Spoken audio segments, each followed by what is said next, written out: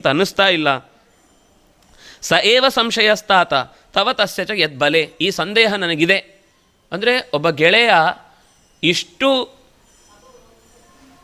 ಪ್ರಶ್ನೆ ಕೇಳುವ ಸಲುಗೆಯನ್ನು ಪಡೀತಾನೆ ಅಂದರೆ ರಾಮಚಂದ್ರ ಅವನಿಗೆ ಕೊಟ್ಟ ಅನುಕೂಲ ಎಷ್ಟು ಅಂತ. ಅಂದರೆ ಹಿಂಗೆ ಆಗುತ್ತಾದರೆ ಕೇಳ್ಕೊ ನೋಡ್ಕೊ ಹೋಗಿ, ಇಲ್ಲ ನಂಗೆ ಇದೆಲ್ಲ ಆಗಲ್ಲ, ನಿನಗೆಲ್ಲ ತೋರಿಸಿನೇ ನಾನು ಮಾಡಬೇಕಾ ಅಂತ ನಾವಾದರೆ ಒಂದಿಷ್ಟು ಜಗಳಕ್ಕೆ ಬೀಳ್ತಿದ್ವಿ. ರಾಮಚಂದ್ರ ಆಗಲೂ ಅವನು ಅದಕ್ಕೆ ಅಂದರೆ ತಾಳ್ಮೆ ಅನ್ನೋ ವಿಷಯದಲ್ಲಿ ರಾಮಚಂದ್ರನಿಗೆ ಆ ತನ್ನತನ ಅದಕ್ಕೆ ಮರ್ಯಾದೆ ಹೋಗ್ತಾ ಇದೆ. ಇವನು ಯಾರೋ ಕಪಿ, ಆ ಮನುಷ್ಯನೂ ಅಲ್ಲ, ಯಾರೋ ಒಬ್ಬ ಕಪಿ ವೀರ. ಆಯಿತು, ವೀರ ಅಂತ ಒಪ್ಕೊಳ್ಳೋಣ, ಅವನದ್ದೇ ರಾಜ್ಯದಲ್ಲಿ ಅವನಿಗೊಂದು ಮರ್ಯಾದೆ ಇದೆ, ಹಾಳಾದ ಊರದಲ್ಲಿ ಉಳಿದವನೇ ಗೌಡ ಅಂತ.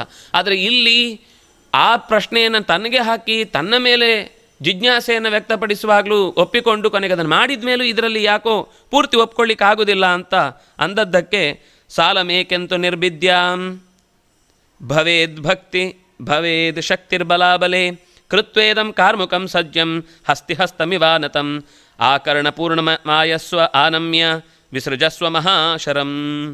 ಆಯಿತು, ಈ 7 ಸಾಲ ಮರಗಳ ಸಾಲಾದ ಎಲೆಗಳನ್ನೆಲ್ಲ ನೀನು ಸೀಳಿ ಒಂದೂ ಮರದಲ್ಲಿ ಇಲ್ಲದಂತೆ ನಡೆಸಿದರೆ ಆಗ ನನಗೆ ನಂಬಿಕೆ ಬರುತ್ತೆ ಅಂತ ಹೀಗೆ ಹೇಳಿದಾಗ ಏತಶ್ಚ ವಚನಂ ಶ್ರುತ್ವಾ, ಈ ಮಾತನ್ನು ಕೇಳಿ ಸುಗ್ರೀವ ಇಷ್ಟು ಮಾತಾಡುವಾಗ ಅಸಂಶಯದ ಹಾಗೆ ಮಾತಾಡಲಿಲ್ಲ ಅನ್ನೋದನ್ನು ವಾಲ್ಮೀಕಿಗಳು ಹೇಳುತ್ತಾರೆ.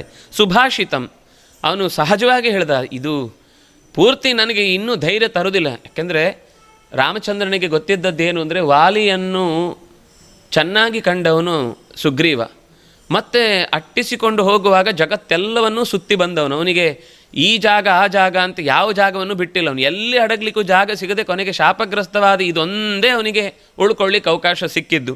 ಹಾಗಾಗಿ ಅವನ ಒಳಗಿನಿಂದ ಆ ಭಯ ಇದ್ದದ್ದು ಸಹಜವೇ. ಆ ಭಯದ ಬೇರನ್ನು ಕಿತ್ತಬೇಕು, ಕಿರಳಬೇಕು ಅಂತಾದರೆ ಅವನು ಏನು ಕೇಳಿದ್ರು ಅದನ್ನು ಈಗ ಮಾಡಿ ತೋರಿಸ್ಬೇಕು ಅನ್ನುವ ಕಾಳಜಿ ಕರುಣೆಯಿಂದಾಗಿ ಭಗವಂತ ಮತ್ತು ಅವನ ಮಾತಿಗೆ ಒಪ್ಪಿಕೊಂಡ. ಪ್ರತ್ಯಯಾರ್ಥಂ ಮಹಾತೇಜ ರಾಮೋ ಜಗ್ರಾಹ ಕಾರ್ಮುಕಂ. ಕೂಡಲೇ ಅವನು ಹೇಳಿದಂತೆ ತನ್ನ ಕೈಯಲ್ಲಿದ್ದ ಕೋದಂಡವನ್ನು ಎತ್ತಿಕೊಂಡು ಸಗೃಹೀತ್ವ ಧನುರ್ಗೌರಂ ಶರಮೇ ಕಂಚಮಾನದ, ಅದಕ್ಕೆ ನೇಣನ್ನು ಚೆನ್ನಾಗಿ ಬಿಗಿದು ಕೈಯಲ್ಲಿ ಬಾಣವನ್ನು ಹಿಡಿದು ಸಾಲಮುದ್ದಿಶ್ಯ ಚಿಕ್ಷೇಪ ಜ್ಯಾಸ್ವನೈ ಪೂರಯಂದಿಶಃ. ಒಂದು ಸರ್ತಿ ಆ ಹಗ್ಗವನ್ನು ಕಟ್ಟಿ ಅದರ ಟೆನ್ಷನ್ ಎಷ್ಟಿದೆ ಅಂತ ನೋಡಲಿಕ್ಕೆ ಹಿಂದಕ್ಕೆ ಎಳೆದು ಬಿಡ್ತಾರೆ. ಬಿಡುವಾಗ ಆ ಸದ್ದೇ, ಆ ಠೇಂಕಾರ ಅಲ್ಲಿಯ ಸುತ್ತಲಿನ ಎಲ್ಲ ಪರಿಸರದ ದಿಕ್ಕುಗಳಿಗೆ ಅನುರಣಿಸುವಂತೆ ಆ ಶಬ್ದ ವ್ಯಾಪಿಸಿಕೊಂಡಿತು. ಬಾಣವನ್ನು ಇರಿಸಿದ, ಗುರಿಯನ್ನು ನೋಡಿದ, ಹಗ್ಗವನ್ನು